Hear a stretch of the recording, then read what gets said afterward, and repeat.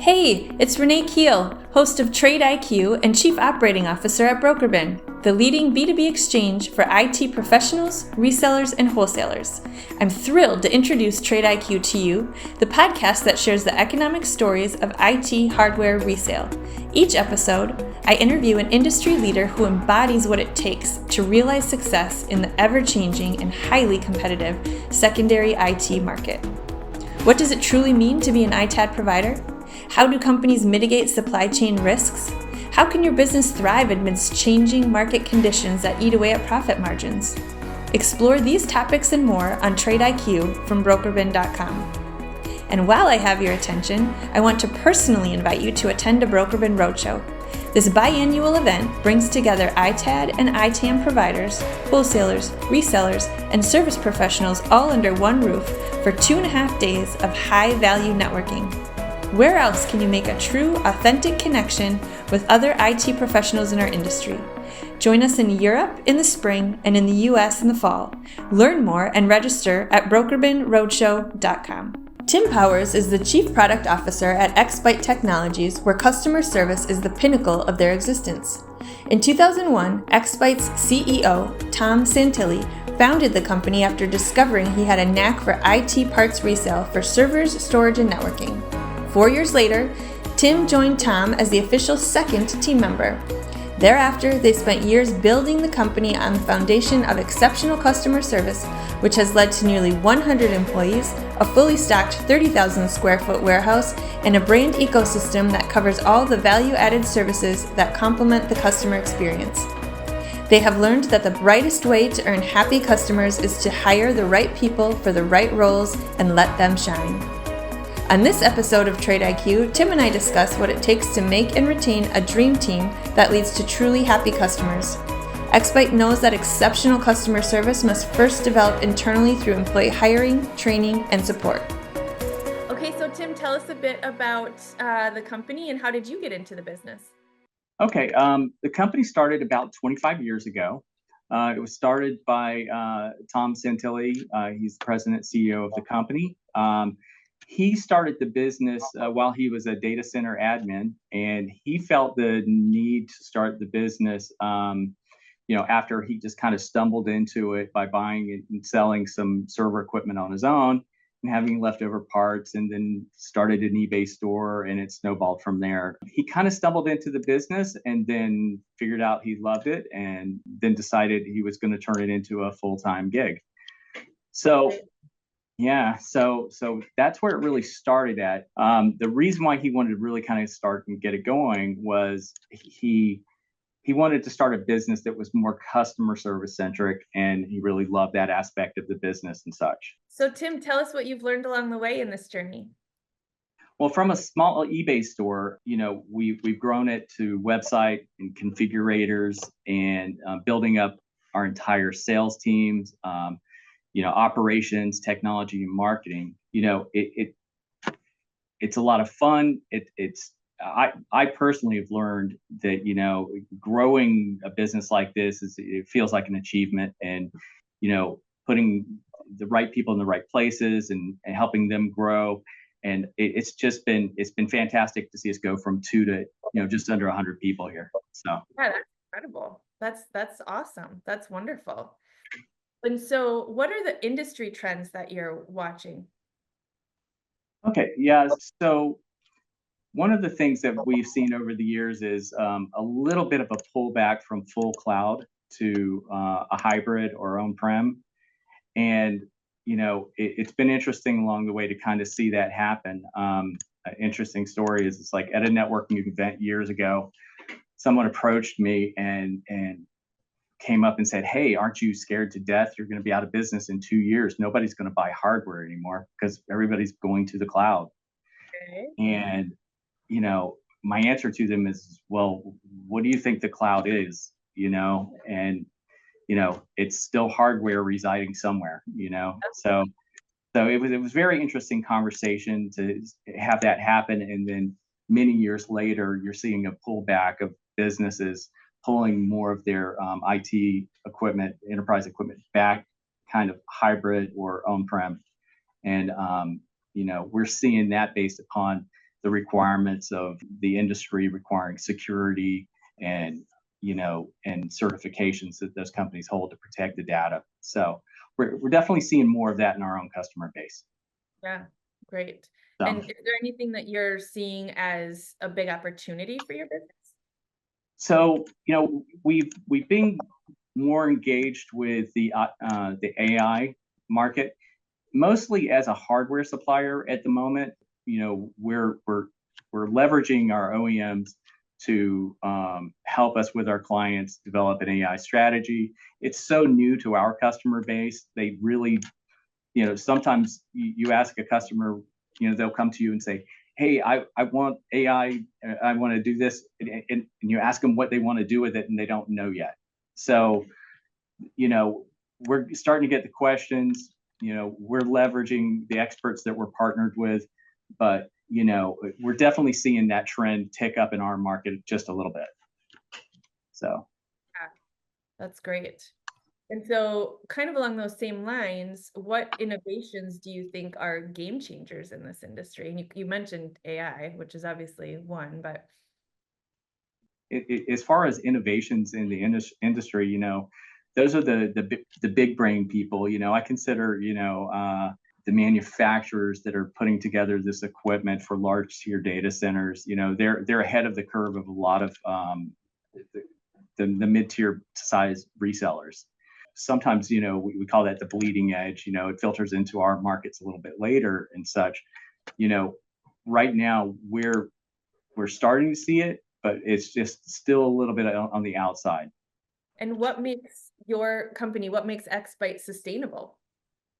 Well, one of the things that we really have tried to do is keep our staff trained, keep them up to date. We want to make sure that they are, ahead of the curve of our competitors. We have all of our sales teams and our service teams and operations team take all of the certifications for anything that they're involved with.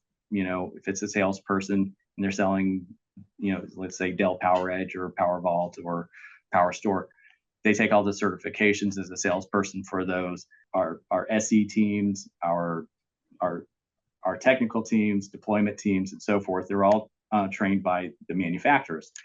The other thing is to maintain our sustainability in the marketplace, we really try to put a heavy emphasis on our commitment to our customers, so that our customers are what's going to keep driving us and our growth. If we don't take care of them, somebody else will, and we have that conversation every day.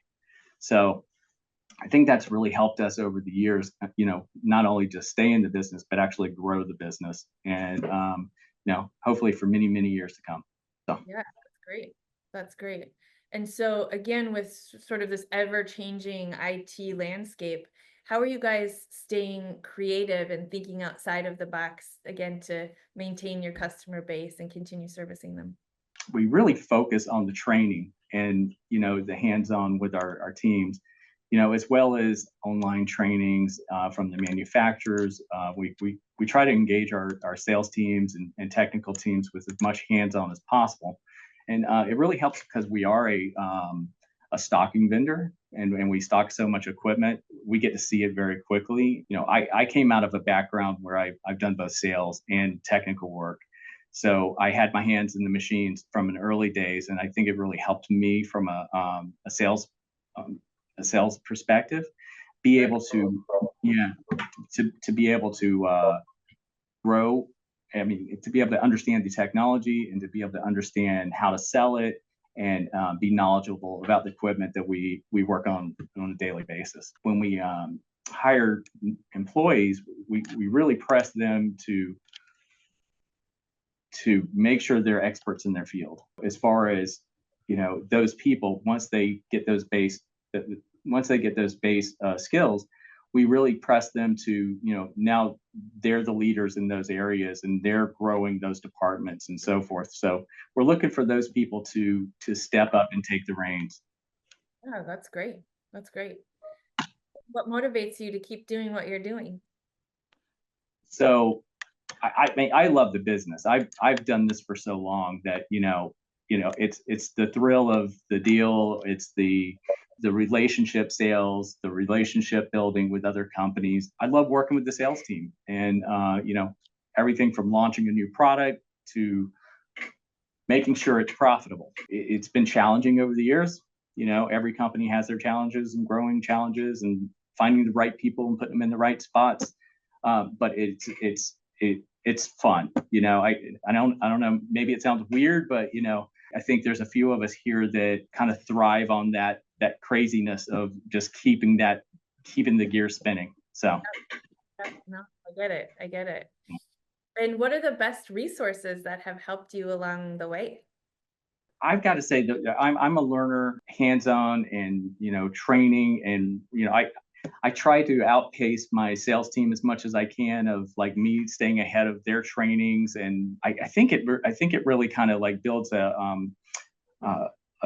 group or a culture of you want to be the experts in what you do. As far I utilize the manufacturers' websites and their training programs and everything from that to pulling the equipment out and us building test scenarios and things like that. I think that's just been key for us, and especially with us being a stocking vendor in this equipment, it gives us a great leg up to be able to do so with our teams.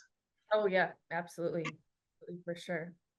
Anything that you've learned from previous generations that has propelled you forward in your career? It's hard not to be that person that's like, hey, you know everything and you're going to do it my way, and whatever the case. Over the years, I've learned you want to get those people in the right spots, let them get good at their positions, let them kind of, stretch their legs a little bit, and then really listen to, what they come back to you. They'll come back to you with new ideas you haven't thought of. And, some of them are great. Some of them you can't ever implement because, it would be great to do these things, but, there's no bad ideas.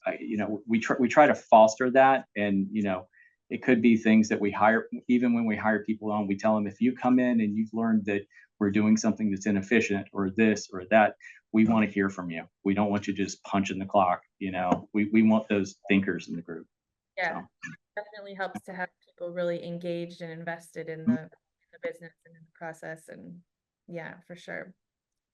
Tell me, Tim, a fun fact about you that has nothing to do with your job. In my early days of college, I used to play in rock bands. I used to play all over the Central Florida and Florida, like clubs and circuits and stuff like that while I was in college. I still play, don't play out, but I have two kids that are getting very good at it, and they're getting ready to head off to college. They will not most likely ever do that type of scene that I did, but I have warned my wife that once I do retire, I'm probably getting the band back together, and you guys might see me out again. So that's so fun. I was just gonna say you can perform at a roadshow.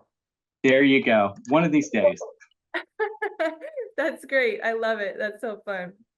It's going to take more than an open bar to do that, though. Just so. Okay.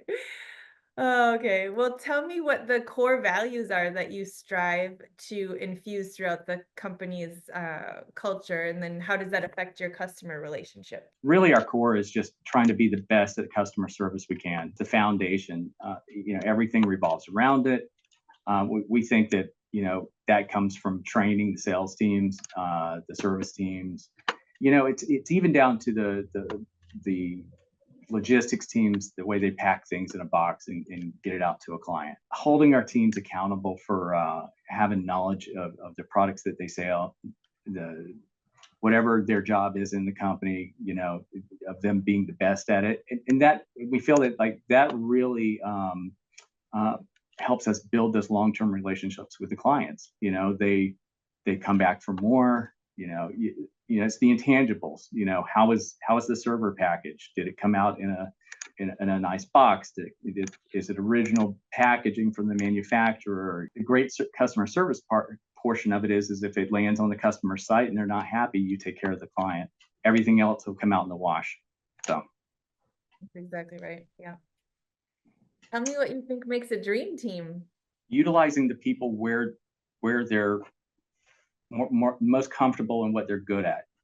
We've had employees that we have brought in over the years, and when you recognize, hey, this is a really good person, they have good job skills, they've got the right attitudes. Then it's our job on our side to put them in the right spot and just get them in the right place where they can shine. We've had some employees that we've even brought in and tried to jam them into a sales position because we just thought, okay, this is going to be our next rock star. And come to find out, the person just hates that job, but they're just really good people and they're super smart. As you're growing, you find these better positions for them, and then they're happy. It shines. It shows to the clients. I think that's our constant, is just making sure we have those right people in the right spots. They work together as a team. I think it's really paid off in the long run. So for sure. I know we talk a lot. Oh, I was just going to say, and it never ends. So it's constant. It's constantly shifts. Yeah, constantly, for sure. And yeah, I was just going to comment that it makes such a difference to align positions and roles with people's natural strengths and abilities. And yeah, and it's great that you're an organization that's willing to work through that with people, so that's wonderful. Yeah, it's absolutely the hardest thing to do, is to find the good people. The other side of it is just finding out what maybe what they like and what they're good at, and the needs of the company. And if it all aligns perfectly, next thing you know, they're the employee of the year. Well, you guys have been a member of BrokerBin since 2007. So first of all, thank you very much for your membership and participation at the road shows and on the platform. We appreciate you.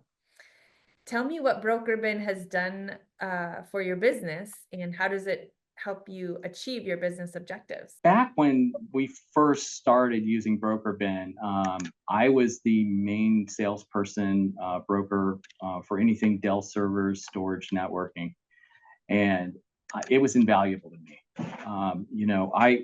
I used it back then, advertising my inventory, finding buyers, connecting with the leaders of other companies that are on BrokerBin. I think my first roadshow was back in, it was very early on, but it was in Vegas, and I was, wide-eyed, first time at a broker show, and didn't know what to expect, and I learned a lot.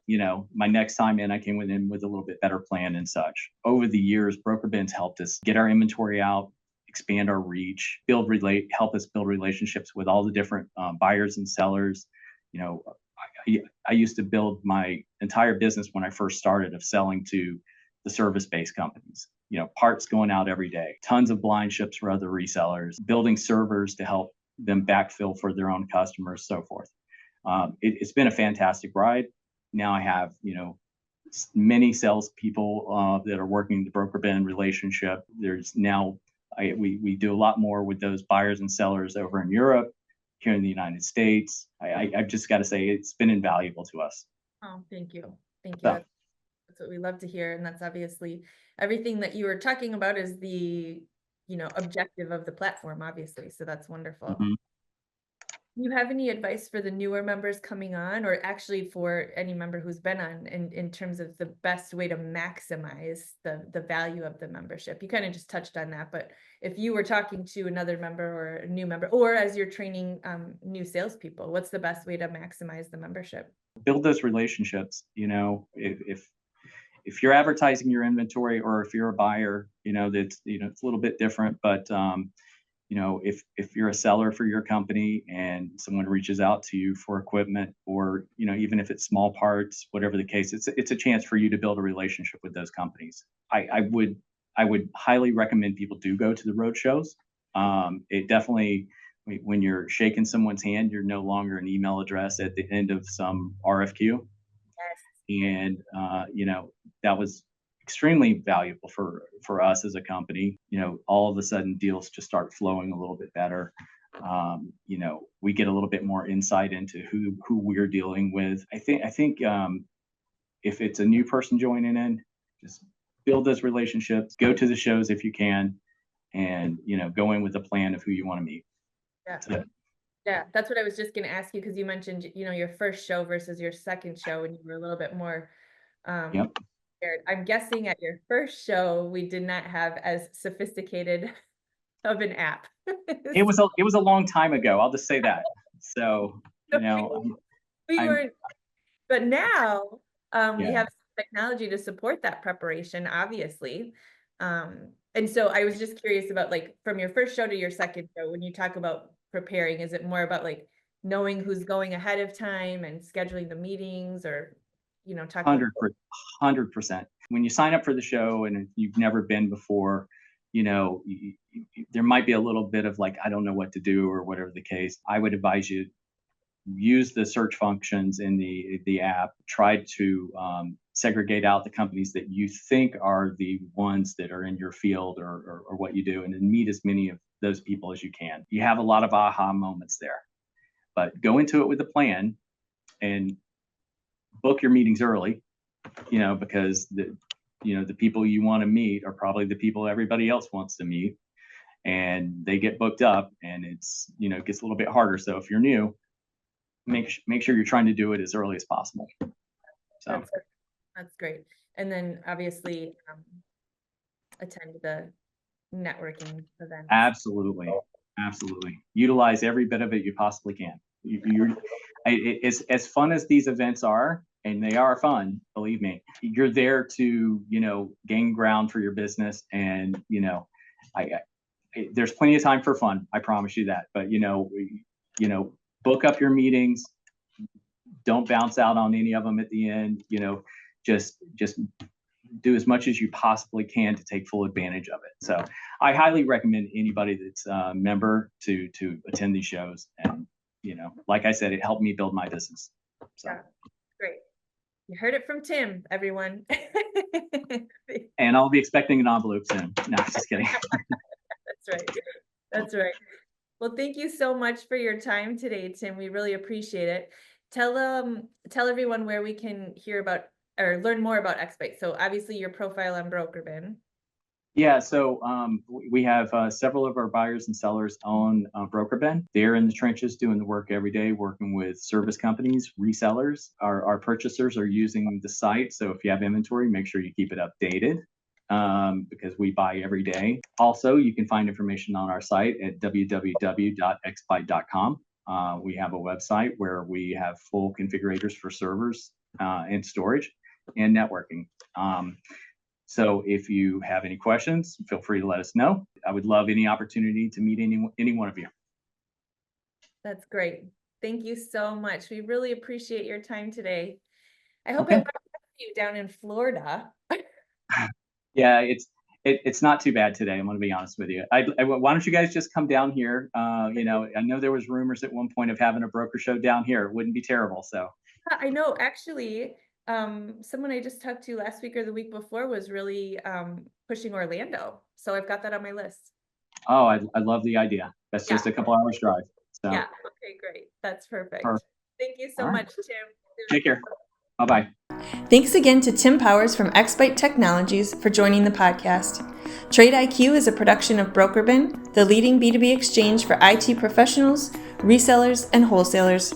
Subscribe to TradeIQ for new episodes as we share the economic stories of IT hardware resale from industry leaders who work tirelessly to expand asset life cycles and eliminate e-waste. Thanks for listening, and we'll see you next time on TradeIQ from BrokerBin.com.